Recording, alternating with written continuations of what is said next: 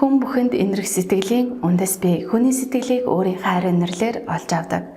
Бид бусдын хайр инэрлийн хүчээр амьдралаа эхлүүлж, бусдын ач буян тус дэмий хүчээр сурч боловсрч, аж төрж амьдардаг. Бусадтай халуун дулаан сэтгэлийн төвшөнд холбоотой гэдгээ мэдрэх нь бидний сэтгэлийг тайтгаруулдаг төдийгүй талархал илэрдэг.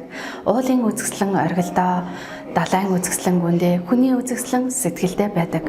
Америкийн нэгдсэн улсын Emory их сургуулийн эрдэмтэн 20 жилийн турш судалсан судалгаандаа нэгэн дүгнэлтийг гаргажээ. Бусдыг хайрлахын тулд эхлээд тэр хүн надтай адилхан гэдэг зүйлийг эхлээд олж харах нь зүйтэй юм а гэсэн байна. Жинхэнэ инэрэнгүй сэтгэл төрх нь хүнд маш их ирч хүч, урам зориг, итгэл найдварыг бий болгодог. Инэрэнгүй сайхан сэтгэл төрөхөд тархинд маш их эерэг эд эсүүд хөгжиж дархлааны систем илүү хүчтэй ажилладаг байна. Харин хүн бусдыг буруутгаж, бусдаас уухаж, түүгэрч барахгүй аюул зандал хэлэл, дайсан хэмээн харах нь ихэнхдээ бидний буруу ойлголт, буруу дүгнэлт, буруу төсөөллөөс үүдэлтэй бөгөөд энэ нь биднийг маш ихээр стресс дуулж, бухимдуулж, таагүй мэдрэмжүүдийг үүсгэдэг байна. Хорон муу санаа, муу бодол, муу сэтгэл нь өөрийгөө хорлдог хэмээн үздэг.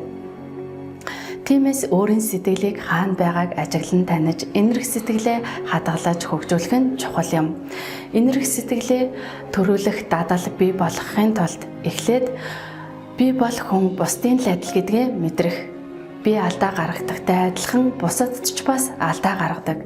Надад хязгаарлагдмал тал байдагтай адилхан бусадд ч бас хязгаарлагдмал тал бий. Би төгс биш, бусадд ч бас төгс биш гэдгийг ойлгох, бусдыг байгаагаар нь хүлээн зөвшөөрөх зэрэг нь бидний цаашдын сайн сайхан байдалд чухал нөлөөг үзүүлдэг.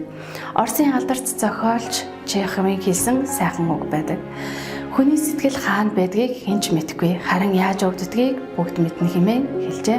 Бусдын төлөө өөрийгөө хайрлаж, өөрийнхөө төлөө бусдыг хайрлаарай.